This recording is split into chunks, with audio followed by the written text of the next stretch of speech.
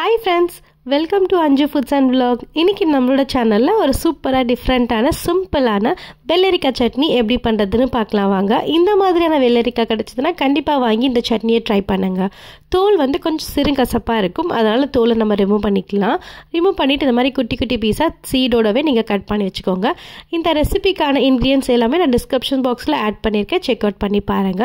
கொஞ்சமா நல்லெண்ணெய் 2 ஸ்பூன் சேர்த்து சீரகம், வேர்க்கடலை வந்து வறுத்தது இருந்தாலும் ஓகே, இல்லனா நீங்க வறுத்து கூட ஆட் பண்ணிக்கோங்க. நான் வறுத்ததே இருந்துச்சு, அதையும் ஆட் பண்ணி ப்ளஸ் இதுலயும் கொஞ்சம் ரோஸ்ட் பண்ணிக்கிட்டோம்னாக்கா ஃப்ளேவரா இருக்கும். தோலோடவே சேர்த்துக்கலாம், ஃப்ளேவர்ஃபுல்லா இருக்கும். ஒரு மீடியம் சைஸ் வெங்காயம் ஸ்லைஸ் பண்ணி சேர்த்துக்கலாம். காஞ்ச மிளகாய், கொஞ்சமா தேங்காய், ஒரு சின்ன நெல்லிக்காய் சைஸ்க்கு புளி எல்லாம் சேர்த்து நல்லா வதக்கிக்கலாம்.